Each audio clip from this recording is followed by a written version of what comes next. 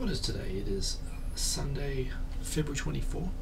Hope that you're all very, very well. Great to see already a bunch of people there in the comments. Let me quickly come and actually set up the pop-out comments so that I can make that easier to see on the side here. But normally I'd have that ready just before. Let's do this, and there we go. I can see everybody great, including Dan, your son, who disagrees with me, and please disagree with me, feel free. Do all of that good sort of thing. I don't know why the comments are pink today, but they're pink. Why not? I guess we're getting into Sakura season, which is just a month away. Look out, March 30th if you're in Tokyo. Heads up on that I will in fact be out during the day. My father is visiting Japan. However, I will try to make it to the Nijikai that night, so I will be there. And everyone else. I mean, 900 people already signed up for the Hanami, so don't forget Yogi Park, March 30th. The annual YouTube Hanami, that'll be awesome. Another heads up, I was actually, in fact, I should go and put this in the video information below, but if you are interested in the Working Effectively with Japanese seminar that Rochelle Kopp is holding in Tokyo on March 17th, I believe it was, there is actually, it's a corporate rate, but if you can afford it or if you can persuade your company to pay for it, better news yet, which is that you can get a special discount code if you give the code HIKO30, HIKO 30.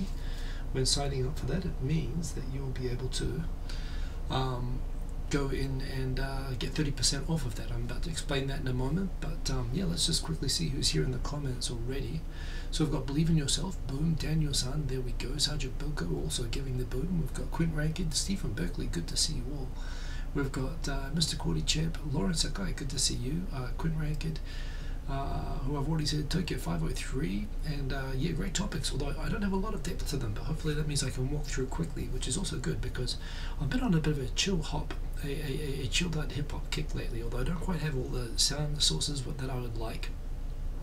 But I've actually got two tracks. I've got a track which I burned off yesterday, and I've got a new track that I was playing around with tonight. And I'll try to leave some time at the end of the show so that I can play both for you, and you can see which one I'm curious which loop you guys like better, and then I'll try to do a live track out of that. So Tokyo 503, James Kelly, good to see you all. And yeah, welcome indeed. Updates on MyChat TV. I've been testing the time coding feature. I've described this before. It's a feature which allows you to, I need to leave better cuts in this so I can edit this properly, so I'm going to start this again. So on MyChat TV this week, the latest update is that I have been testing, and we're almost there. We've just about got it in. It's working beautifully. A functionality that lets you specify the duration of clips that you want to see. So imagine you can see your subscriptions feed all as a playlist of connected videos, but not just that. You can actually create specific genre-based bundles out of any sort of group that you like out of your subscriptions. But within that, you get things like, for example, lately I've been listening to a lot of chill hop, chilled out hip hop sort of stations. I like watching Muay Thai, and sometimes you'll get a bunch of 2 or 3 minute songs, and sometimes you'll get a bunch of like 2-hour live streams which are recorded. I've set the first feature for pro users when we get the pro functionality added to the site. The first additional feature that I'm going to give is that you're going to be able to say, I just feel like catching up on long form videos like 20 minutes or longer, or I feel like catching up on short videos. I'll watch the long videos later, skip over those. You'll be able to specify the duration of videos that come up in your automated playlist that you're watching. I love it already. It's almost there. It's almost perfect. So we'll get that in. And that'll be there for the pro users that want to use it. So that is cool. That's the only update this week with MyChat TV. There's been actually I've also quite been enjoying watching the Creator Insider channel, which is actually like a vlog channel set up by YouTube, talking about what's going on YouTube. So yeah, those have actually been really good lately, and I've been going deep talking about the algorithm, talking about monetization. If you make vlogs or are interested in vlogging, it's actually quite worth listening to or watching. I see, by the way, I see some additional people in the room. We've got Julian Loriano, good to see you. Channel Ralph, good to see you. Yay, indeed. I'm happy if you're happy. Good to see everybody. Remember, if you are liking the video while you're liking it, like. If you don't subscribe, please subscribe. I mean, it'd be nice. I accept that my channel got a lot of subscribers a long time ago, and I guess I was hoping if I made more regular content like I've been doing lately with the short form videos that it might get the old subscription sort of leveling out, because there's a lot of, obviously either old channels getting deleted or people just realizing that they're subscribed to me all of a sudden. And yes, it's generally been in sort of a decline. I'm still getting new subscribers, but I was wondering if I could reinvigorate that. It turns out I'm not doing that, which is fine. I mean, I'm actually quite happy that the people who are watching are enjoying, and you can show me that by liking. But of course, if you don't subscribe, please subscribe. That's nice to do as well. I don't normally say subscribe and ring the bell and that sort of thing, but it's, hey, use my Chan TV, that's what it's for. But at the same time, please, if you could subscribe, that'd be cool. Tim the Asian Egg, good to see that you made it, sir, as well as the J-Vlog. Good to see you, and salutes right back to you. Got a bunch of interesting topics going on tonight, including today. I haven't actually had time to check if there has been a result with the Okinawan referendum. In fact, I'm tempted to check that out right now to see if there's been a result. That's going to be one of the first topics that we're going to talk about. A bunch of small news stories, and like I said, I'm going to try to leave some time at the end of the show to go through and see if I can. Oh no, that is interesting. There is breaking news on the. Okay, so I'll give the update on the Okinawa referendum when we get to it. But yes, hopefully we'll leave enough time at the end that I can play some tunes, and otherwise have a good time. Don't forget, if you @mark me, Hiko Simon, like Daniel San, Steve from Berkeley, and Believe in Yourself have already done, your comment will stand out more, as well if there's a super chat. I enabled it. You don't have to use it, but of course if you use it, I will 100% stop what I'm doing and answer, because that's very nice, of course, if you do that. So I appreciate that. So yeah, let's Philly deal jump into it. Now, one thing I've done this week actually is I've gone through and I've actually gone and captured videos that I've liked, and so that means I've actually got some YouTube videos, because now I'm using my Chan TV all the time. I'm actually keeping up with my videos a lot better. And it actually means that there are videos I want to talk about that I've watched this week as well. So first thing is, of course, Japan Business Time After Work Edition has been continuing. Stop hammer time indeed, Mr. Gordychip. So yeah, in fact, actually, I'm going to put that there, I'm going to put that there, and I'm going to put this over here. Let me just rearrange my screens a little bit. That's pretty cool. So, yes, sorry, into it. Yes, so Japan Business Time. Of course, we had the latest episode last week, which was about changing jobs and how easy it is to change jobs, how you should prepare, how you should interview, how you should prepare yourself for going into an interview in Japan, what Japanese employers are looking for. This coming week's episode is similar to that. It's about internal transfers, which can be kind of sensitive in Japanese companies. It's not always easy to move out of and I know people have been put into roles that they weren't intending to go into originally. They just sort of got dropped into the roles, and nonetheless they sort of found it really awkward when they asked to be moved or something like that. So we talk about that, and yeah, so that was good. YouTube didn't push a notification for that episode. Is that right, Mr. Gordychip? That is annoying. Well, look, and I've said them all the same. A new episode will go up at 10:30 p.m. same time as this every Wednesday evening Japan time. So Wednesday morning in America, midday in UK. So there's one there every week, and there are still 4 episodes to go. So look out for that. And if you I've got to tell you, I've actually taken Rochelle's course, like as a student, that she does on doing business in Japan in a multicultural workplace, and it's amazingly good. I mean, it really is. Our show is good, but it's nothing like our show. It's actually really structured. She gives a lot of really, she's been doing this for a long time, and she gives a lot of really structured advice for aggregating the experience and figuring out practically how to be successful working in multicultural work environments, specifically with Japan. And if you are interested in that, then yes, you should absolutely, I would highly recommend going to her course. Bearing in mind, it's not cheap. It's not the sort of thing normally an individual participant would go to, but you do get 30% off if you use the HIKO 30, HIKO 30 code. And certainly message myself or message Rochelle if you're interested. And Daniel-san, stop hammer time, thank you for that. And again, normally you can ask like a question with that, and I won't. But of course you don't have to use that, but certainly if you want a question, it's like all over my screen at the moment, the super chat, so thank you for that. And yes indeed, I see High Hopes, that's a username I don't recognize, but good to have you there in the chat. We used to sing that in school, the ant with high hopes. This is a track that I made yesterday. If there is time, I will I'll play off the loops that I used to create this at the end of the show. Or I might even just play through the track. I've got a bunch of sequenced loops ready for this. It was a lot of fun, and it makes me want to get into. Lately I've been on the kick. I want to get back into. Foghart showed me a lot about how to use GarageBand properly, but I never really did it enough times for it to stick. Plus, it's just so easy to make with Korg. But I've lately been feeling like I want to push ahead. I've been watching the House of Beats, as well as Andrew Huang. So a bunch of producers who make stuff, and they also feature how to make good music using mobile tools, and you can do amazing things nowadays. This is not one of those things, but it's a nice little tune, and certainly I'd encourage you to check it out. The other thing is that, of course, all the music which I put onto SoundCloud, and I've got hundreds of tracks up there now, they're all licensed with Creative Commons to be free to use, even commercially. You can monetize videos. You can even theoretically put a TV commercial out. You do have to give me credit theoretically, although I don't really care. Although for me it's really fun. Someone actually used a couple of my tracks this week, and they messaged me on SoundCloud, and I was like, yeah, good one. So it's there for anybody to use and download, but primarily it's just a bit of fun for me, and I'm glad if anybody else enjoys it. So go check that out. Boom.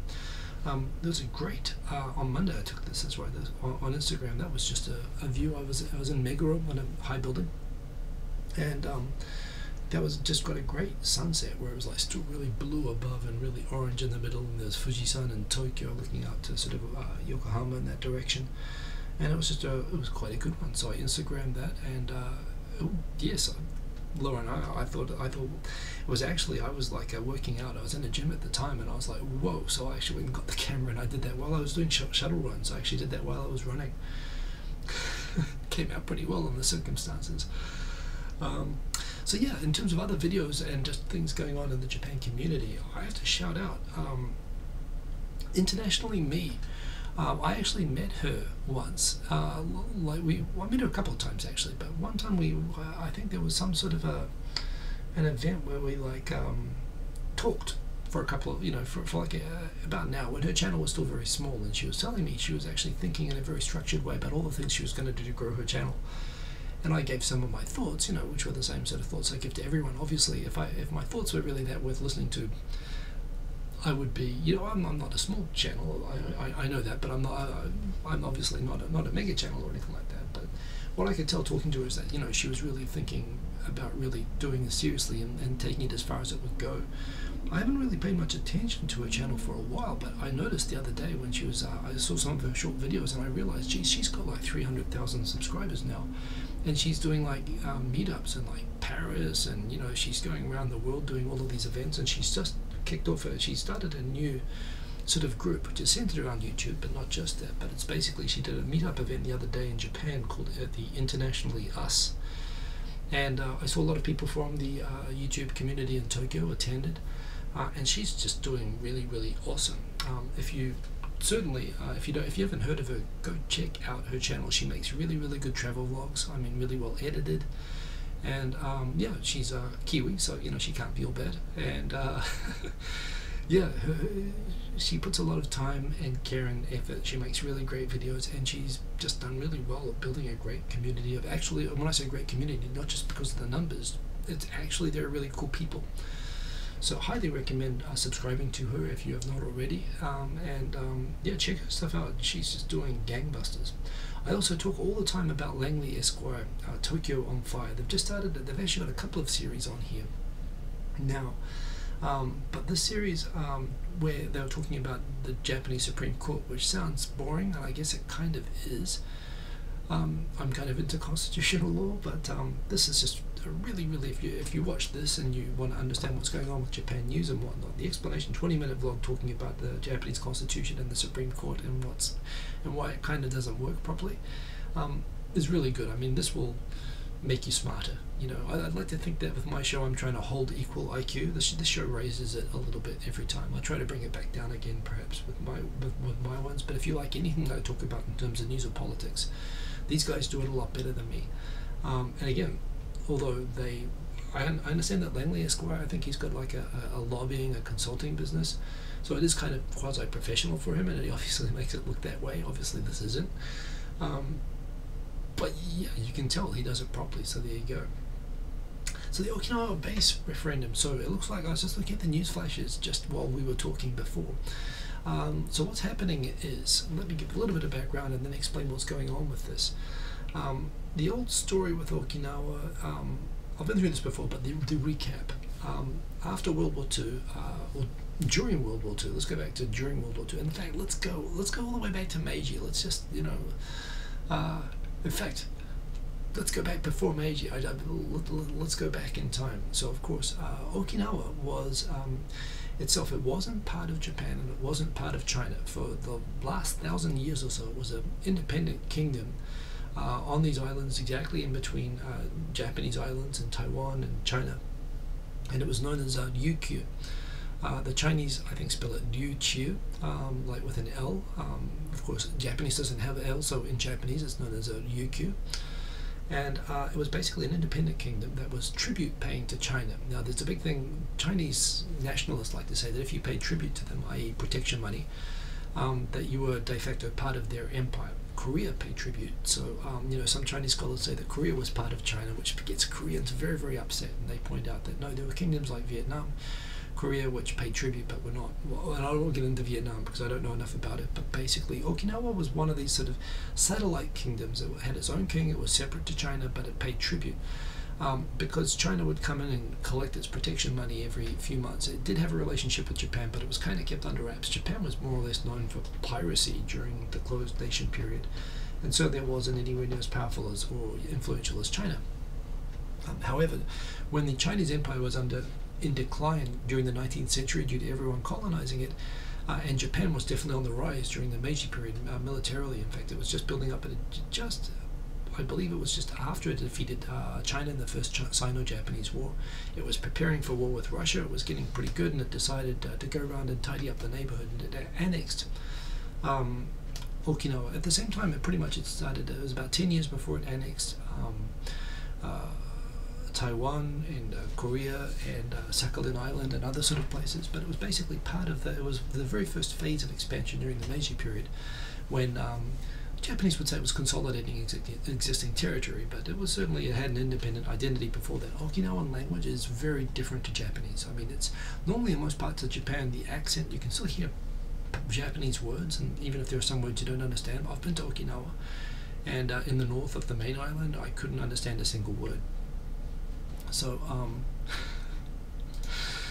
yeah, it's from this perspective, it was integrated into Japan during World War II, of course, as America started island hopping back to get within bombing range of the main islands of Japan.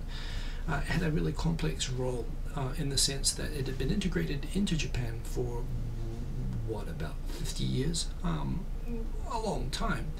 But it was treated slightly differently to the other islands. It was seen still as kind of a buffer island more than the main islands themselves by the Japanese, and of course for the Americans as well. It was, as I understand, some of the fiercest battles ever fought in warfare, including something like 1 in 3 people died on these islands, and it was basically, people described a hailstorm of bullets like just across the whole main island of Okinawa. Huge loss of life. People forced to commit mass suicide, jumping off mountains and so on there. A really bitter battle, and the Americans sacrificed a lot of blood, as did the Japanese. That was sort of in many ways their last stand in World War II. So basically, when World War II ended and America was occupied, the United Nations, but mainly America occupied the rest of Japan, America went back to the way of looking at Okinawa as being kind of separate to the rest of Japan, not just for the same reasons as the Japanese, but in the new post-war order you had Taiwan nearby, which was the last holdout of the Civil War, bearing in mind that Japan was occupied until 1953. Basically you had the Korean peninsula becoming unstable with the Chinese and the Russians funding North Korea. You had a civil war in China with the same thing with Taiwan nearby, and the Americans, realizing that they had to give Japan back at some point, decided that for all sorts of reasons it would be in their best interest to hold on to Okinawa and to sort of keep bases there, because of course they were going to get into, first of all, this war in Korea, and then later on potentially wars in China and so on. There was a realization that for the Americans to basically prevent China and Russia overrunning Northeast Asia, which is something that Japan feared as well, that it was something that they had to keep strategically. Those islands were just too good to give up. So America basically went all in, putting all of their troops onto Okinawa, and Okinawa remained a part of Japan, I believe, until 1975. Was it 1972? But in any case, they held on to it for a good 30 years after the war as part of the U.S., like Guam or like Saipan or Puerto Rico, like part of America, not a state, but integrated into America. They drove on the other side of the road. They had American laws, and yeah, it was like so it became once again it reestablished a slightly separate identity. However, I believe it was 1972 that they reverted to Japanese control. It was always with the understanding that happened when the Americans left the main islands as well, which is that the Americans sort of, Japan was prohibited through its constitution, which was written by America for Japan, to not have military forces, but at the same time, Japan would happily support America's presence in the region as basically a buffer against Russia and or Soviet Union and People's Republic of China and North Korea and whatnot, that Japan would allow them to keep military bases. And of course the easiest place to keep military bases was in the area that had been American the longest, which was Okinawa. Very sensitive having American bases building up too much elsewhere. There are a lot of big bases around Tokyo, of course, but the idea of expanding those was difficult. And basically the Okinawan islands, what's the percentage? It's like 20% of Okinawa is actually covered in base land.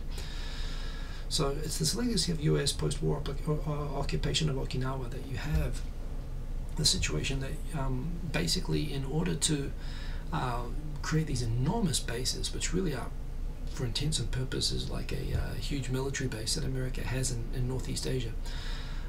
The Americans had no problems, of course, nationalizing, confiscating land from regular people to build these bases. And once the Okinawa reverted to Japan, this became Japanese government land, but that was leased and basically given to the Americans for the purpose of hosting their bases.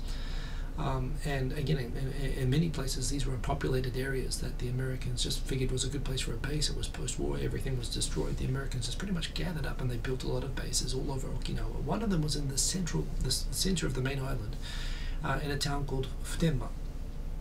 Now some people who live there on the base point out that the Futenma wasn't a big town when the Americans arrived, and the town did grow over time. The population there grew, the economy grew, partly because of the presence of this enormous marine base that was there. And as it's kind of funny, sometimes as populations grow near airports, people start to complain about the noise from the airport. People in the airport say, well, you didn't have to move to an airport, why are you complaining? But of course this is a case where you actually have two problems with the base in Futenma in central Okinawa. One, it's really in the middle of a very densely populated area, all around the very fringe of the airstrip there, of a very narrow strip of land. You've got a university, you've got schools, you've got really densely populated areas. And around those, and this is a marine base, by the way, but of course it's got an airstrip as well. And around that base, you've had two air accidents that have caused deaths of people on the ground, including a helicopter crash at a university, a bunch of other air accidents, crashing planes, and so on that have caused death. The other problem is that you also have crime. And again, U.S. forces, I know, always go to pains to point out that the crime rates of crime caused by Marines and caused by U.S. personnel in Japan is far lower than the local or national average. They're far less likely to be criminals than regular Japanese people. But fact is, when you're hosting foreign military troops and those military troops under any circumstance commit crimes, it doesn't obviously look good, especially when the community already feels antagonized, or some parts of the community feel antagonized towards the foreign troops. And there are a couple of cases that happened in the 1990s, some particularly nasty ones, including some rape and murder of a young girl by multiple U.S. Marines that caused really... Again, you have to understand everything has always been very finely balanced. There are people in Okinawa who support the bases because they depend on them economically. They appreciate the benefits that the U.S. bases bring to the island and to the economy. At the same time, there's people who feel like there's people who directly suffer because of this, because their land was confiscated or because they have lost people as a result of accidents or crime or whatnot. And then you have other people who just don't want U.S. bases. They feel like they're continuing to suffer a kind of a second-class status. And this is the biggest issue, is that Okinawa is part of Japan, yet the burden that that Okinawa feels for hosting U.S. forces is far, far greater than any other part of Japan. And they've pointed out, we've been putting up with this for more than 70 years. Japanese government, you control the land. Why don't you just, share some of these bases around the other prefectures and not put all the burden onto us. And Hatoyama, there was a Democrat Prime Minister who suggested this, and he actually went around a couple of other prefectures and said, hey, would you like to take some of the Okinawan bases? And all of them said, oh, we feel very terrible for Okinawa, but we wouldn't want to become like that ourselves, so no way, not in my backyard, was what everybody else sort of said, and it fell through. The other thing that Hatoyama did, even considering asking the Americans to move their bases, was just like, well, I've talked about this before as well, but basically, one thing you do not do with America, particularly when you're de facto living under their protection as Japan, is that you do not lecture them about how they go about that defense, including where they put their bases. At that time, there was a democratic government in America and democratic government in Japan. When Hatoyama said that when he campaigned that he would go and persuade the Americans to let them move these U.S. bases to other islands in Japan, Hillary Clinton had a stern conversation. From what I can figure out, I think she must have pegged him or something. He came out sweating, cold, pale, and he resigned as Prime Minister a few days later. So that didn't go over very well. So what everyone sort of agreed, even the Americans agreed, they were getting such bad press around this base in Futenma. The crime around it, the accidents, the resentment at the confiscated land that it was built on, and everyone was looking for a solution. Everyone agreed it wasn't going to work well for the Americans or frankly anyone else to move the bases off the islands of Okinawa. So the best solution which everyone could sort of come up to was that they thought that they could relocate the base within Okinawa, but rather than take someone else's land, the idea was that there's a massive base in the north of the island of Okinawa called Camp Schwab, and it's on the edge of a nature reserve, and it's got this huge beach and sort of reef right beside it. And people pointed out, as you can see in the picture there, rather than take someone's land, you could actually relocate the entire marine base in Futenma. You could actually fill in basically the reef. You could extend out from Camp Schwab, from an existing US base, out into the ocean and build this thing as an artificial, basically, extension of the land there, and put the marine base there. So look, from that perspective, the Marines are still there in Okinawa, but basically you can give the land back in Futenma, and the risk of accidents and crime, and that has actually been a specific safety issue as well as the noise issue for the residents of Futenma. You could resolve that. At the same time, the US forces, which are critical to the stability of Northeast Asia, I mean, if those forces weren't there, I'm pretty sure that Taiwan, South Korea, and Japan would not have enjoyed the prosperity that they've had for the last 50 years. Those forces still get to stay there, but they're not basically bothering people so much. However, even then, the depth of resentment that the solution here does not involve moving these forces either back to Guam or to another part of Japan, and that, why does Okinawa still have to host this? There's a huge number of Okinawans that it still is controversial. Basically, there's Okinawans who support this because they want to. They recognize this will be good for Futenma. There's other people who support it because they recognize that the development of this base will be good for the economy. There's also people, on the other hand, who just feel like, no, this is Okinawa getting treated like a second-rate prefecture again, and having to, get into bed with America. Take one for the rest of the team. Why doesn't the rest of the team ever take one? So there's a lot of deep-seated opposition, as well as there's also environmentalists who point out that this is a pretty pristine reef beside Camp Schwab, and they don't want people pouring concrete all over it. But yes, it's mostly just general resentment at having US bases and not wanting to increase or even sustain any move. They say should be a reduction of US forces and US burden in Okinawa, which the US obviously isn't ready to do, and hell, it's not exactly the area is totally safe. So against that background, there's been successive conflict between the Okinawan government and the national government, where basically even when they had an LDP governor of Okinawa, he became an opponent of the base, even though this is the deal filling in this move to Henoko. This extension of Camp Schwab is supported by the central government, the LDP. It's also supported by the US government, and they both agreed to do this country to country, but Okinawa Prefecture has been against it. And whenever the central government issues a permit to go and start filling in the reef or to start construction, the Okinawan prefectural government, effectively like the state government, basically rescinds and blocks it. They block the suppliers. They basically tried to interfere, and this has gone all the way through the courts, and basically Okinawa has been defeated in the end. So the recent new governor of Okinawa, who interestingly is actually half Japanese, his father was a Caucasian US serviceman who apparently knocked up for want of a better term. Apparently, he left a half child in Okinawa, never claimed paternity or whatever. So the governor's never met his dad, although he is half. He's governor of Okinawa. He is against U.S. forces. He's against the building of this base, and in order to get some capital for going and directly protesting the construction of this base here, with the U.S. government and the central government directly, he launched a referendum which is being held today, which is basically, do you support or not support the relocation of Tenma to the Henoko, to the new base where they're trying to build it. And the results of that referendum are just coming in tonight, and it appears that more than 25% turnout, which is pretty good for referendums. They're generally pretty low, and it looks like the majority have supported the Okinawan government position of opposing the relocation of this base. Now, where do I land on this? I support the central government and the U.S. government. I believe that, it sucks for people in Okinawa that want to reduce the bases. I do get that.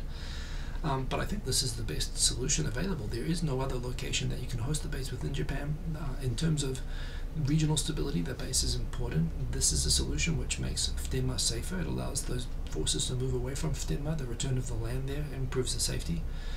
So yeah, Quinn Rankin asks, is the referendum binding? No, it's not. This is just being run as a kind of a poll by the Okinawan government to use as some kind of moral authority in negotiating with the central government, but it doesn't have any impact on anything. Frankly, it's just it's not like Brexit, but it's basically it lends some moral authority to a prefectural government that's basically keeps losing in the national courts against the central government. Dan H asks, do I think this is one of the steps forward which Japan wants to take to get rid of US influence in the country? Also, do I think there's Chinese influence of this issue? Well, that's interesting. That's very interesting. No. Well, when you talk about Japan here, this is Okinawa versus the central government of Japan. This isn't Japan versus the US. This is a prefectural government that is opposed to the US and the central government doing a deal about having their way with Okinawa. From that perspective, I don't think Japan is looking to get rid of U.S. influence. U.S. influence pretty much is what holds back, China from taking the Senkaku Islands. It's what maintains Japanese security, and it's what has resulted in the economic boom that Japan's had. By the way, I see Tokyo 503 is there we go. I've got the results there. Majority of voters in the Okinawa referendum rejected the landfill to relocate a U.S. military base, clearing the mark of 25% for the governor Denny. To convey the result to Abe and Trump, which is all he's promising to do is to convey the result. Two questions there from Dan, however. The first was, is this the Japanese government trying to get rid of US influence? The answer is absolutely not. In fact, this base relocation is a sign of the continued importance. I mean, frankly, the Japanese central government is still quite happy to screw over Okinawa and local populations to maintain a good relationship with the US. And the last government that tried even testing that relationship, the Democrats, they got destroyed over it. That's the first half. The second half, do I think that there's Chinese influence on this issue?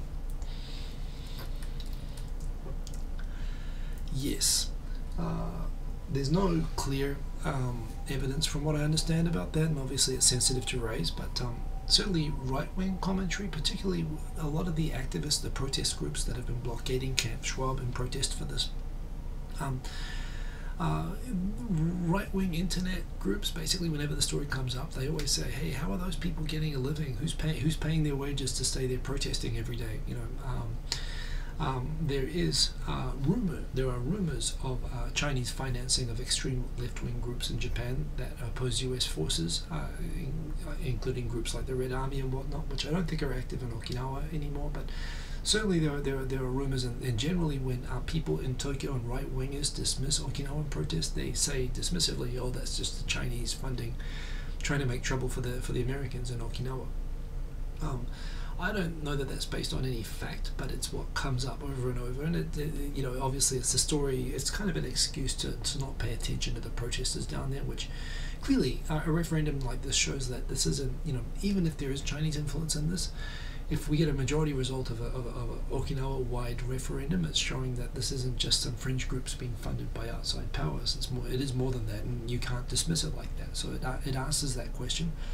But certainly, there is a question as to whether China is involved covertly provoking the situation, was it certainly is good for them to weaken America's position there, particularly vis-a-vis not just potential claims on Senkaku Islands or Taiwan or Okinawa, but also Taiwan, which is right next door, that Xi just the other day said that he was not ruling out the use of force to retake. Is that right? Dan H points out Brexit was an advisory referendum, not a binding one. Well, that's interesting because it was treated as a binding one. Well, I don't know enough about that referendum to say anything more than that, but this is certainly purporting to only be advisory. And in any case, the Okinawan government that's running this referendum doesn't have any authority to do anything. That's why they're doing this. It's because they've been defeated in the courts trying to prevent the central government doing anything about this, that this is sort of a last resort. Yeah, Irreverent Caribou says that as well. It wasn't binding either, so there we go. So yeah, let's continue on because we took a lot there. So there we go. We've already had the result, and the majority of people who voted in Okinawa are against relocating the Phtenma base to Henoko, which is, I feel bad for the people of Phtenma, actually. I still think this is like accepting that the bases are necessary, which I think in the big picture they are, even though this is saying, the result of this is saying that people in Okinawa don't accept that the US bases are necessary, but accepting that they are necessary, this is blocking this relocation. It means it's just going to continue to screw the residents of Phtenma, and it's basically the rest of Okinawa kind of voting to screw over Phtenma, if you ask me, and for that I think that's a bad outcome, but that's, I don't live in Okinawa and I don't have to live with the bases there, so yeah, it's a really tough issue, an interesting one. This was a vlog I saw, a laundry vlog from Give Me a Break Man the other day, responding to that Japanese man Yuta, talking about how proud he was when he was traveling and he sees that there are Japanese cars everywhere. And Victor's like, yeah, why? You shouldn't be proud just because you're from a country. And I kind of got his point. I miss the old days when we used to be able to do like video responses to each other, and this was a video response. I thought it was an interesting take, especially like from Victor, who I know has at times expressed patriotic feelings. Look, from my perspective, sure, I'm proud of the sports teams that I support. It's not that I did anything, of course, but I don't think it's small-minded. It's fun to feel part of a tribe and to take pride in something that your tribe did. So I think Victor kind of got a little bit weird with how much he criticized Yuta simply for being proud of seeing Japanese cars. Victor was being Victor, actually. He was stating a lot of opinions that frankly were kind of easy to attack and was inviting that, and that's part of his bread and butter. It's an interesting conversation though about the idea of nationalism. I'm curious here if people in the comments are proud of their countries. I don't think I'm particularly nationalist or patriotic. In fact, I quite like to make fun of the countries that I'm from, but at the same time, sure, well, heaven forbid there were New Zealand cars all over the place, but we used to have a car and it wasn't bad, but it wasn't very economic to make. But sure, if I see New Zealand apples, I'll buy one of them. Well, it's not like I made the apple, but sure, do a bit for the home team, nothing wrong with that. So yeah, what else have we got? Oh, this is interesting. So there are some labor laws taking effect just over a month from now in Japan, and I guess I have no choice but to agree to the privacy policy, so I'll do that. But there's a great article here that I've linked which goes through in a lot of detail if you're working in Japan and you're interested in the laws that affect how you can work, specifically around overtime and whatnot. There are a couple of prominent cases, particularly involving a young woman who was working at the advertising monopoly company, mega company in Japan, Dentsu, who worked to death. And this is still something that happens in Japan. People work themselves to death in terms of they collapse in heart attacks from working for too long, or they just, from the stress, they commit suicide after experiencing extreme overtime and stress at work. And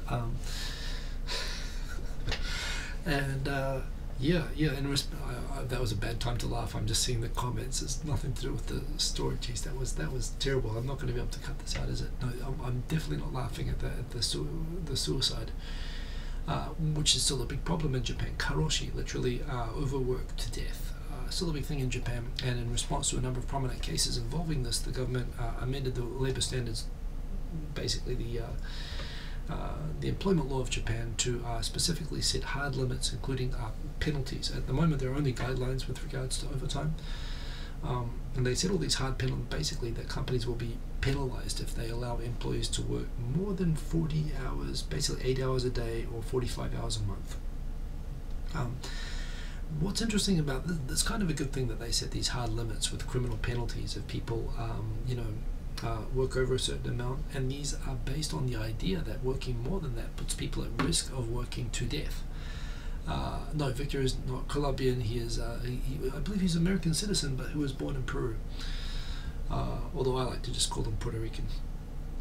So, it's basically, when this came out, a lot of employment groups came out and they said, well, no, but if we have these limits, like for example, the nuclear power plants, when they all got shut down, when there were accidents, all those engineers, they had to work excessive overtime, and that was necessary. So, and then you had these banks and so on saying, well, we pay people $500,000 a year in order to be able to have them work long hours. So surely we can get an exception for exceptionally highly paid people.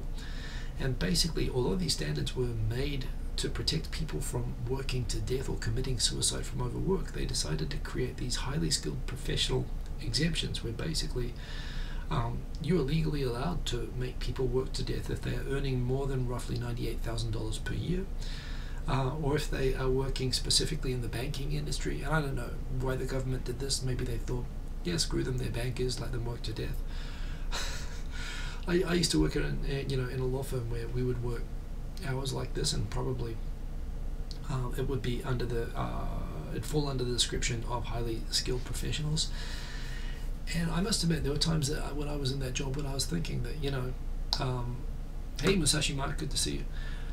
Where I was thinking myself, yeah, they're pretty much, you're getting paid a lot, but when I was working in IT, for example, and that's my biggest fear, that this would be used in IT. When I was working in IT and they said you are highly paid professionals and we don't need to track your overtime, when I figured out my salary, which wasn't bad at that time, it was about 60K per year, when I figured out how much it was on an hourly basis, I realized on an per hour basis I was getting less than the McDonald's wage.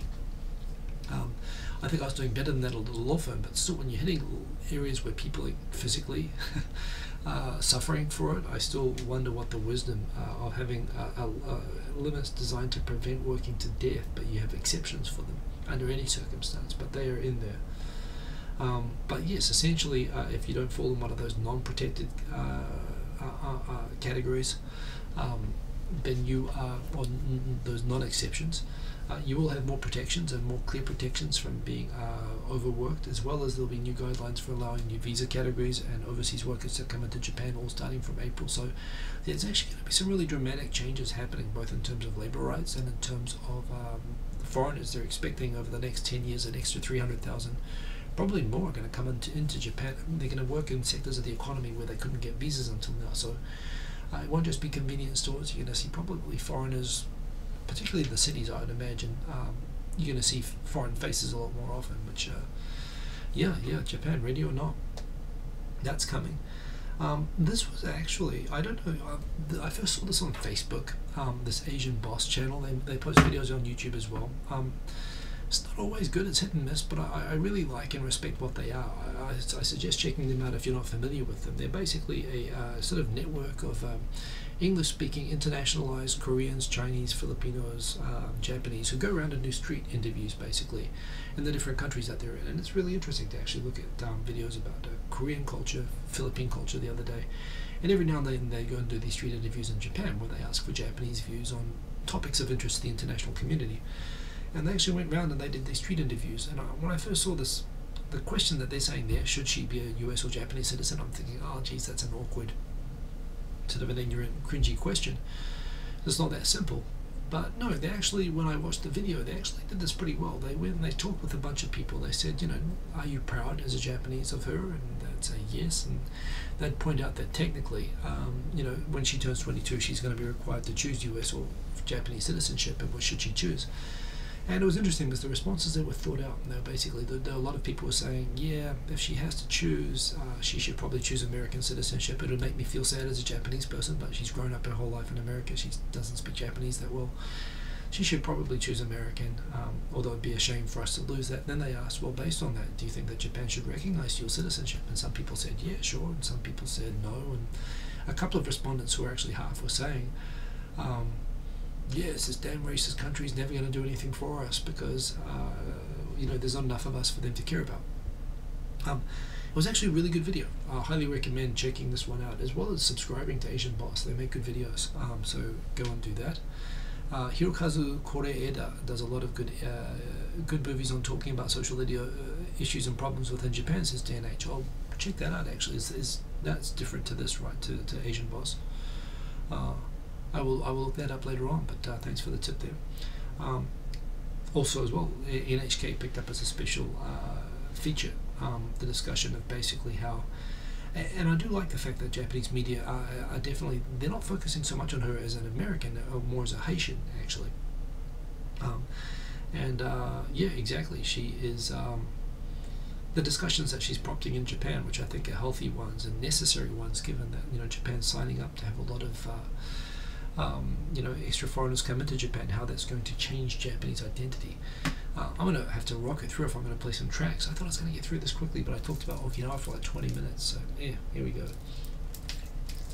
Aussie Awesome put up a video, which actually was quite long, but I thought it was quite good, talking about the Gaijin effect. I haven't seen many people talk specifically about this. People talk about what it's like being a Gaijin, or how people react to Gaijins, or the funny situations that Gaijins encounter. But the Gaijin effect, which he explains, is definitely a thing. I've encountered it. Most people encounter it. I've never heard people really talk about it very much. It's not this thing about when people notice you or pay attention with you or how they interact with you. It's different. It's when you're a foreigner and you can understand Japanese. It's funny how the environment around you, of the people who are aware of you, and this is a defining factor of Japanese, feature of Japanese society, that people, speak and act in reaction to the people immediately around them in the room. So when a foreigner comes into that room, the effect that they have on the room, it's not just taking sideways looks and so on, and foreigner. It's not just like that. It's actually, as people become aware of the presence of a foreigner in the room, and that's registering in the brain, people around you in the room will start changing their conversations towards international topics all of a sudden. And he was pointing out when he first came here, he was like, yeah, Japanese, they're always talking about like learning English, they're always talking about international stuff, aren't they? And people were saying, no, they don't do that at all. It's very rare for them to do that. He's like, yeah, but whenever people are around me, they do that. And people are saying, yeah, that's probably you. And it's really, really true that when as people will notice you, they'll start being like, you hear people behind you on the train, all of a sudden when they'll notice you, and there'll be kind of a moment of silence, and then they'll be, yeah, I've been thinking about signing up for some English lessons. I'd really like to work overseas. And someone else will say, yeah, there was a foreign guy just joined at my job. He's a really nice guy. He's from Peru. Although everyone thinks he's Colombian, he's always getting in fights with everybody. You start to hear these conversations and everything, where it's like the whole room becomes more internationalized just by your presence. And he does these little skits where he shows it off. It's true. This is a thing, and I haven't heard people. He calls it the Gaijin effect, and I thought it was brilliant. It's really good. He makes really, really good videos anyway. Yes, exactly. So I thought that was pretty good. Another really good video that I watch these videos and I forget to share them, but I'm going to put them on here and I'm going to share them with you guys.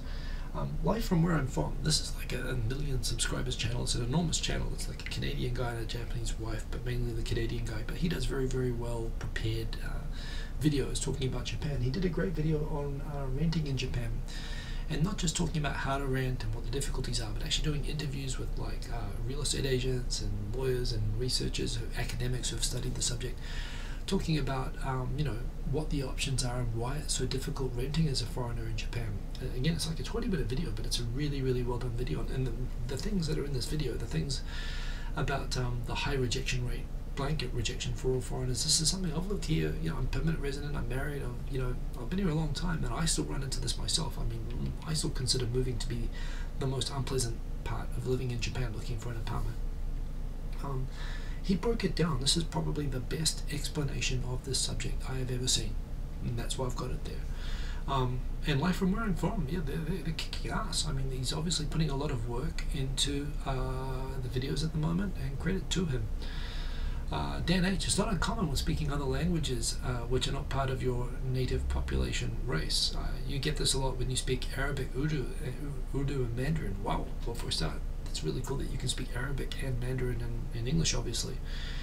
But yeah, obviously people will notice you or whatever. Bull Billet's boy, no Gaijin, no pets, no pianos, certainly. It used to be that they would put Gaijin on that list. Now they can't do that anymore, but that lets them be sneakier. But coming back, it's natural in a way, you can understand. Oh, I'm sorry, there's meant to be a comma there. I was thinking Arabic Urdu. How does that work? I must admit. There's supposed to be a comma there, isn't there? That would be a little bit... but okay, Arabic, comma, Urdu, yeah, and Mandarin, that's right. But certainly, I mean, it's understandable when you're sticking out that you are causing people's brainwaves, but it is funny how Japanese will suddenly start changing their behavior actually around it. Like, and I think it's actually, I would suggest to Dan H perhaps, if you were like in Shanghai or Hong Kong, well, Hong Kong's obviously not mainly Mandarin, but there is a there is a thing with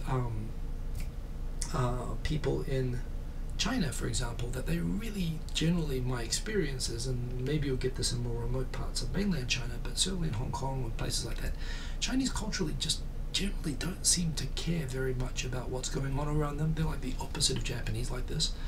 I mean, seriously, I think you could have like Martians get on the subway in Hong Kong and people probably wouldn't pay any attention. So you do get, obviously in some cultures you are going to stand out. Some cultures people will be more ready to jump out and talk to you. Some places people are going to pay attention and look at you. In some places people are going to be more predisposed to just ignore you and say whatever. One thing I find with Chinese culture is that they're more predisposed to saying whatever. Japanese are not going to come and talk to you, but they're going to sort of change all their behavior. Australia, and I have no idea what it's like in Pakistan or in Middle East, but you know, people come up and talk to you sometimes, like in Australia.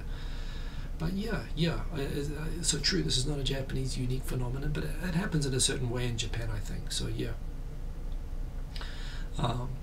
But yeah, so coming back, this video on foreigners renting in Japan is the best video on the subject I've ever seen. I do recommend to check it out, why foreigners have difficulty renting in Japan. Speaking of difficulty renting in Japan, from Kentucky to Tokyo, I recently subscribed to her. These are very basic Japan vlogs, probably made mainly for her family. It's a very small channel, but yeah, I watched a few of her videos, and it turns out she recently had to move in a hurry, and one of the options, a bit like Sakura House, there's a nationwide chain of basically furnished apartments which are really good, that don't require a guarantor or key money. So they're very Gaijin friendly, basically, and the company itself, called Leo Palace, is known for being very, easy for foreigners to rent, particularly if you're there for like less than a year or something like that. So she was about to do a video apparently talking about how when you have to move in a hurry and you don't have a place to go, Leo Palace is wonderful, and was about to explain how all of that worked. But then a scandal broke this week that the Leo Palace, this company which basically has these quasi-hotels, rental apartments that they sort of maintain, and they're fully furnished, and they're basically like, leased apartments.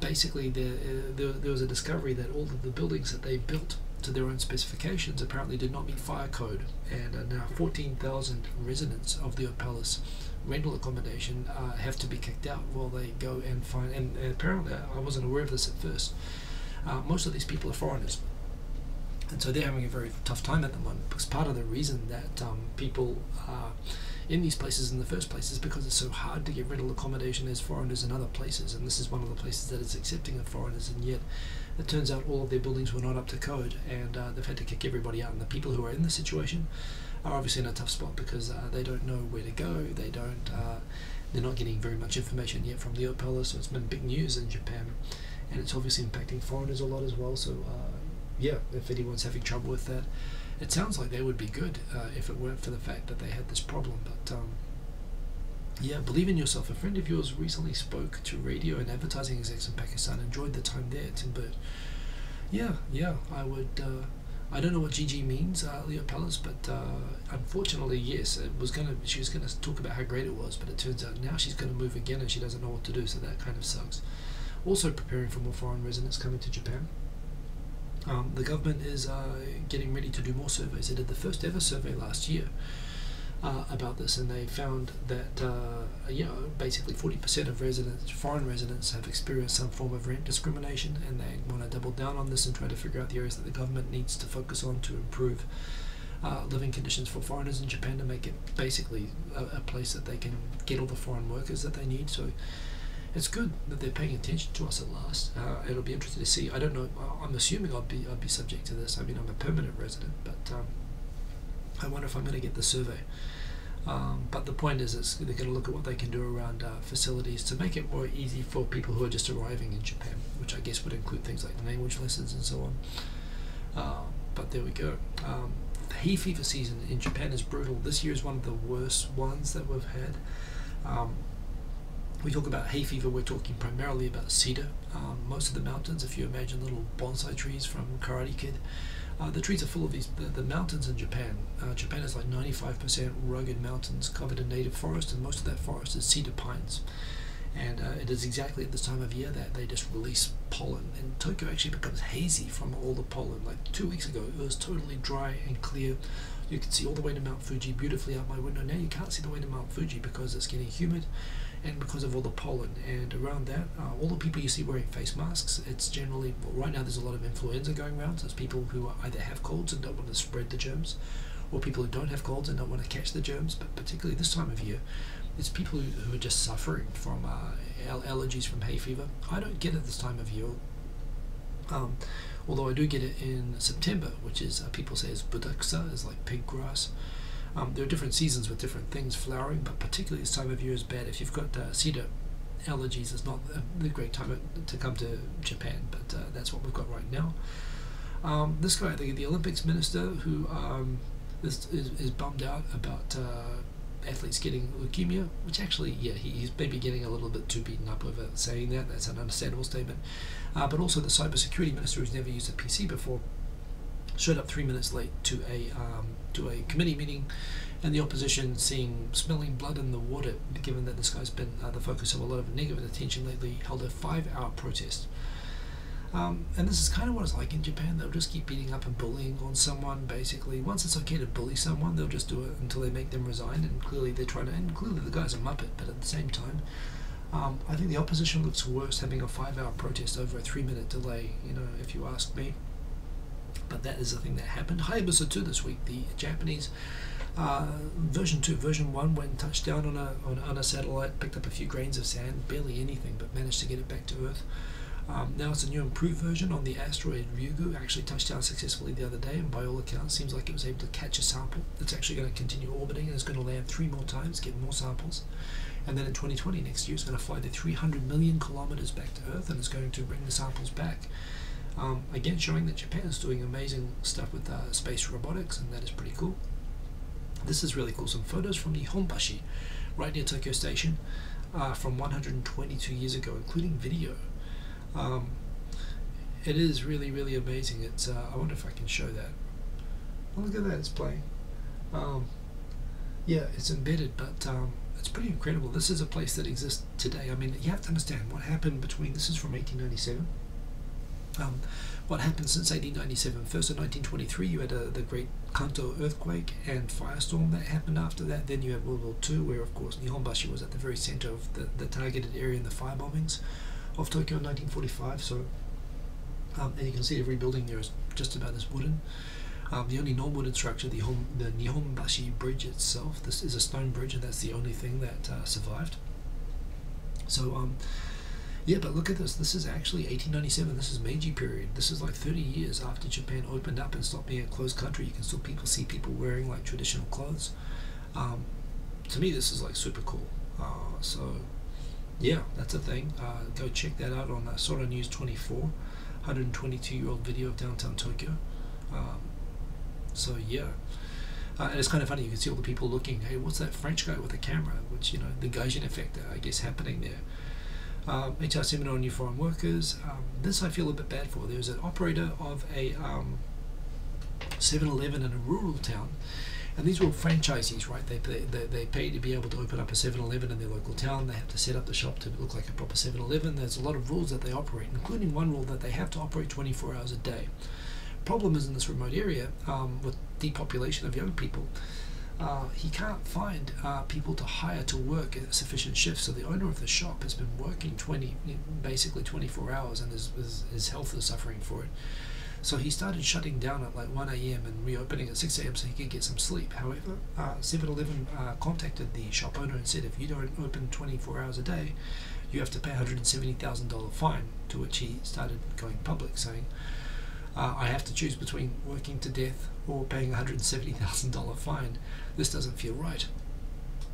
But yes, so Sergeant Bilko, yes, Tokyo did completely burn down during the 1923 earthquake, although that was mainly in Yokohama, so probably Nihonbashi wouldn't have been as affected by the 1923 great earthquake, but the firebombing of Tokyo in those areas burned everything. I mean, everything. It was actually more destructive and took more life than the A bombings, which also triggered firestorms.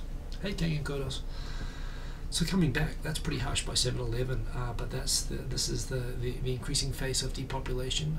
Again, maybe this is where having these sort of automated, Amazon Go type places like this I went to in Seattle. These things are pretty cool. I mean, maybe 7-Eleven's got to start thinking about doing stuff like that for these rural areas. The idea of forcing a shop owner to work 24 hours a day seems a little bit too much. And Brexit, I think that's the last one that I've got. Geez, I've still got 2 more topics. The second to last one is on the Nikkei Shimbun gave a really detailed deep dive into all the reasons that Japan resumed whaling. And it was interesting, actually. There were reasons there that I didn't fully understand. The New York Times is saying it was purely playing to nationalist, politics, which it was, and it gets acknowledged in here as part of it. But they pointed out there's some other factors in the resumption of whaling. One, the scientific whaling was only happening in the Southern Ocean, which was causing so much expense to the Japanese government to get the ships to go down there that basically it wasn't sustainable. And so they reasoned it would be easier, it'd be less expensive to be able to do just in territorial waters without having to go down to Australia and touch to get a whale anymore. Another thing is that the Japanese government was concerned about other parallel negotiations on other marine species quotas, particularly around tuna catches. And it didn't want to accept unscientific restriction of marine-based protein consumption and scientific management. So it felt like it had to draw a line in the sand on whaling resource management, out of fear that conceding on that could cause other countries like Australia that eat more meat than any other country in the world and don't eat fish, imposing on Japan, which is still dependent on fish-based protein or marine protein, not really whale, but fish that it might leak into other areas. So. But certainly it also talked about the political influence of those towns and just the overall that those industries are dying. So that was interesting. Final one for today, Honda announced that it is shutting down its Swindon plant, which it was planning to manufacture the X-Trail, the rather unfortunately named diesel version of the X-Trail. I was going to joke that they could rename it the Brakes Trail. It's of course a 4-wheel drive SUV. This was all, the plans to build this were based around the idea that basically in Europe, Europe is still the only place that people buy diesels, and the reason is that due to the amazing engineering ability of German engineers, it's the only place in the world where people have been successful in developing diesel cars that have extremely good mileage and low emissions, that they don't contribute at all to acid rain or climate change, and hence Europe has been able to have these stringent clean air regulations that have of course saved lives, and have been able to realize aggressive climate change targets, because these diesel cars that they make there in Europe, which normally are belching out toxic acid rain inducing, climate change inducing emissions, they're totally clean. They're totally, somehow these German engineers made these magic cars that were just were basically cheaper, easier to make, use cheaper fuel, and were totally friendly to the environment, it seemed, or at least everyone thought until about a year ago, when everyone found out that these German, the Volkswagen Golfs and whatnot were more or less rolling coal. And what was happening was that the German engineers and the other diesel makers were basically creating defeat devices to basically trick emissions tracing machines. And the way that they found this out, that they were cheating on the diesel engines, was that they were still getting just as much acid rain, still just as much CO2 emissions. The environmental data from Europe was not matching up with the projected benefits of all of these, improved emission standards, which were supposed to be being applied to cars. So of course the result is that everybody learned that diesel cars are actually basically rolling coal, as Believe in Yourself pointed out, and as a result there's been a huge collapse in sales of diesel cars because people realize now that they're filthy. And this is the reason that Honda has said that the diesel version of the X-Trail that they're planning to make in this plant in Swindon, they're not selling. Diesel cars are not selling in Europe anymore, and so they're shutting down that plant. And it just happens to be 5 weeks before Brexit, but it doesn't actually have anything to do with that. It's got to do with the changing of the diesel situation and the market collapse in Europe, which is plausible. But let's face it, Toyota's also been talking about most of these plants that operate in Europe, and they're in the UK because it's a relatively easy to ship to location. They speak English as a native language, which most other countries learn as the second language, and it's within the EU. So the point is that, you know, when you have European operations and when you acquire parts from within the EU, because within the tariffs union it's cheaper to get parts from within the EU than from outside of the EU. Basically, most of the manufacturing cycles of cars of aggregating parts takes 5 to 6 weeks, and this means that you know, if you have a no-deal Brexit where there's going to be basically a sudden wall of tariffs happening, it means that cars, the parts being sent to the UK between now and the end and when the Brexit cuts over, will be subject to tariffs, which could basically interfere with or cause you know, could cause holdups with the manufacturing process. And this has actually started to cause all the Japanese manufacturers, even the ones that are staying in Europe, to already say that, you know, we're going to have to pause manufacturing to figure out how this is going to work, because no one seems to know at the moment. Yeah, I don't understand the rolling coal thing, but basically, you know, we had diesel cars in New Zealand as well, but I never understood. I was like everybody else. I believe, man, those Germans are just such great engineers that they can magically turn diesel cars into environmental friendly cars. It turns out they were great engineers. That wasn't the mistake. They were just dishonest ones. So yeah, it's what can I say about Brexit? I don't have a lot to say other than, of course, there's been a debate as to whether, you know, Honda's been denying that this is Brexit linked, which I suppose from a PR perspective, you don't want to be seen like you're abandoning an important market at a time of need, and there are legitimate other reasons why they're doing this. But at the same time, of course, it's completely rational. It's terrible for the rest of the world that the UK was a natural headquarters for anyone who's putting in their operations in Europe, and now those UK-based European headquarters are all going to have to get moved within the EU zone to be able to basically be within the tariffs union. The UK is going to become like what Japan or New Zealand are, basically external countries trading with the EU. And we all do okay because we all have our own arrangements with the EU to, you know, have adjustments on tariffs, and the UK is charging it headlong cold turkey. I don't really understand the UK Parliament congratulating themselves on voting down attempts at deals. I realise that the Ireland situation is tough. That's a tough choice, but at the same time, you know, like the backstop, I don't see how Britain has a better alternative to that. You know, basically. And this is where you have the DUP is pretty much holding, I guess, the rest of well, most of the UK still seem to think that they can delay this or change this. But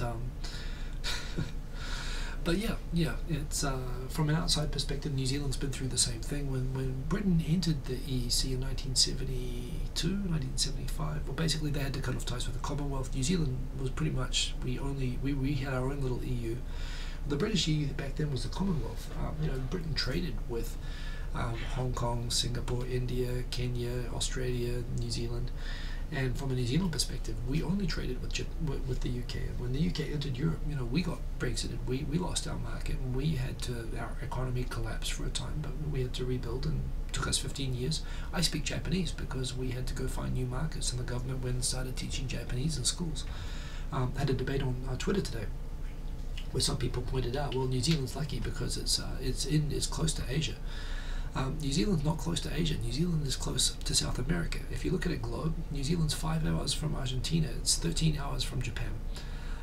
It looks like, the way we do a map, New Zealand looks like it's on the edge of Asia, but it's actually a South American country, if anything. It was just economic convenience. New Zealand is almost the same distance. It's roughly 9,000 kilometers. It's the same distance from Auckland to Tokyo as it is from Tokyo to London.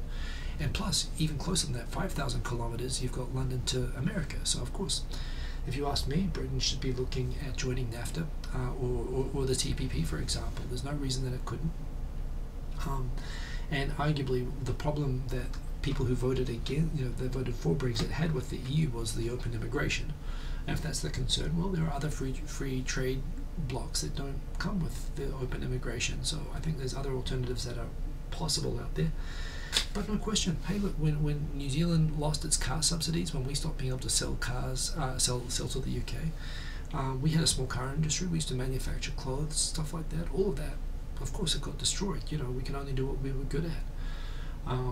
So, Britain's in for some hard times, but other countries have been through the same thing because of, and yes, that's right, Kang and Kodos, we don't exist on IKEA maps, we don't exist on a lot of maps, but sometimes nowadays I actually feel better not being on the map. Sometimes you just better not to draw attention to yourself.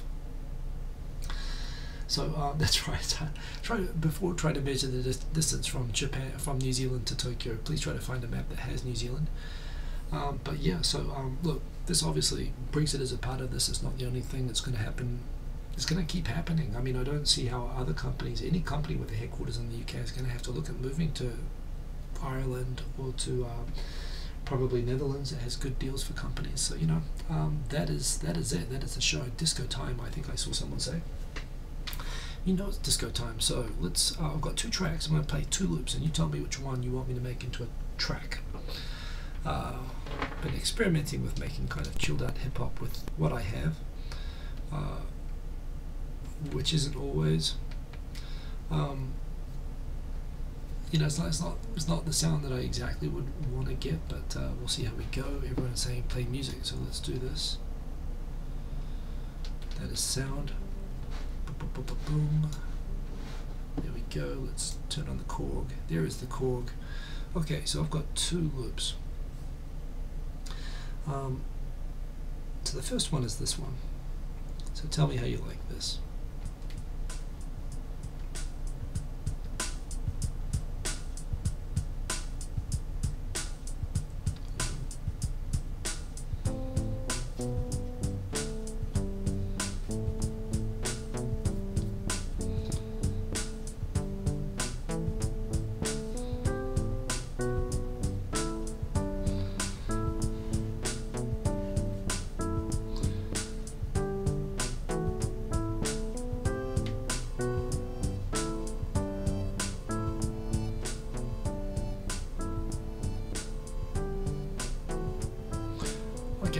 That's loop number 1. Loop number 2 is a track which I made yesterday. I must admit, I quite like this one. 1 or 2, put in the comments. Maybe take this one. It's already on SoundCloud, and it's free for monetized use if you'd like this one. 1 or 2. Steely Dan.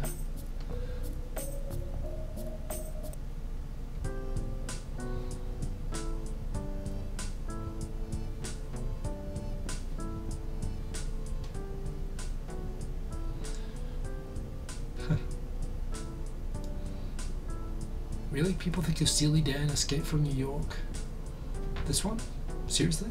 Okay, well this is the one I'm playing with right now, so that's perfect. Okay, I'm going to take 2 more votes. 2 more votes. First one or second one?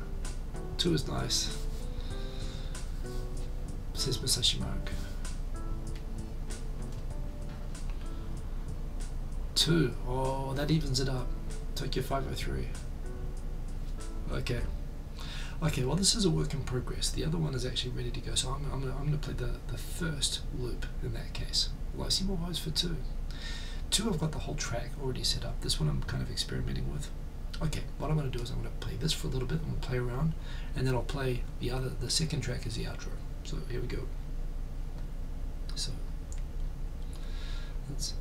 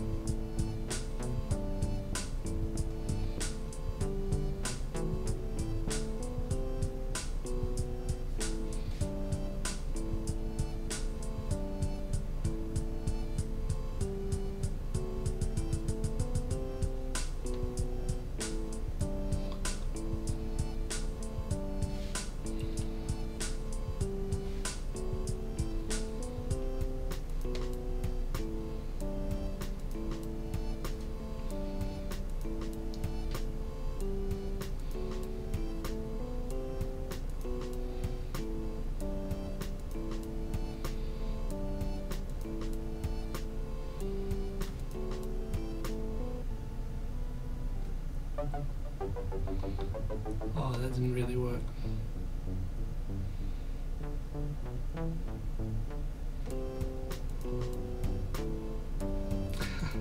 Yeah, stuff happens.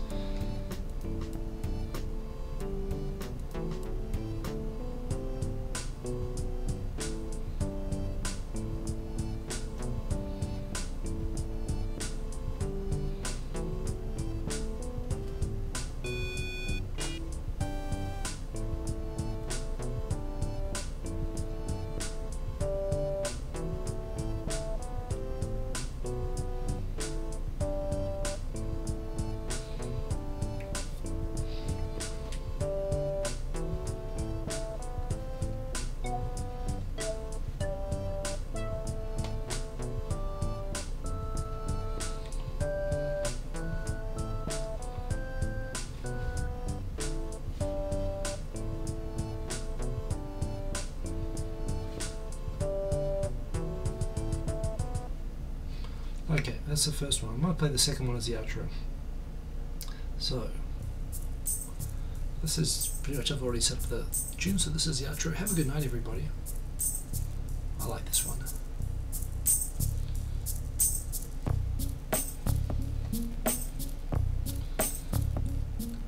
Hope you enjoyed it. Thanks everyone for joining. Remember, you can check out the, remember to like if you like, please put that up there. Don't forget, this Wednesday, 10:30 p.m. is the next episode of Japan Business Time. We've also got, of course, Rochelle's next Working Effectively with Japanese on March 17. Use the Hiko30 promotion code to get a 30% discount on that. It's a nice intro outro, actually. I quite like this. Thanks for joining every week. Remember to check out my chat TV, because it is awesome and I'm putting a lot of work into it. And I quite like, this is quite good background music for doing the outro stuff, isn't it? So, see you at Tokyo 503.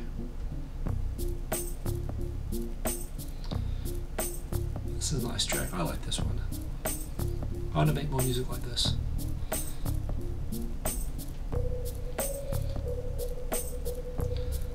Thanks TechArt too. And yes, I just did this for fun. But yeah, you can download these from my SoundCloud. Hundreds of tracks. I have nothing better to do.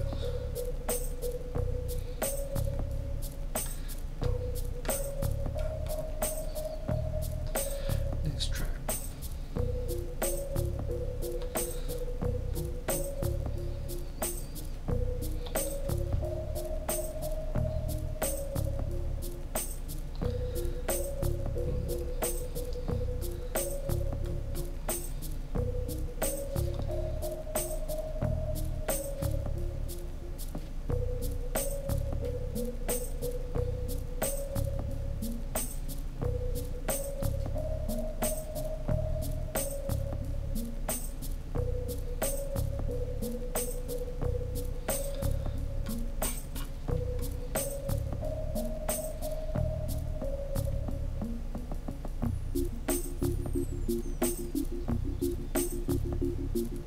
Nice.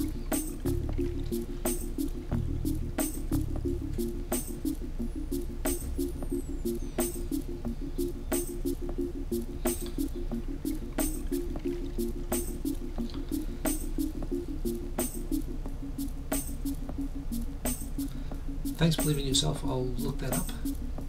Thanks Nissan R33 Z-Tune. I always appreciate you leaving comments and thank you for supporting the show.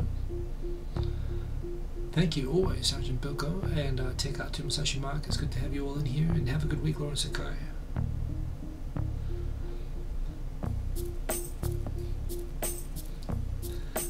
Got like 3 more loops. Quite like this.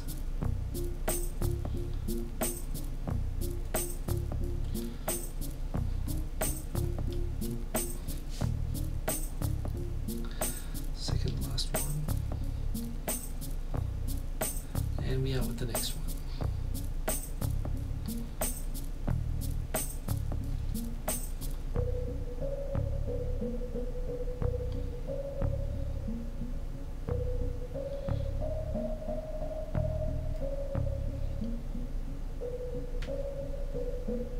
That's the show.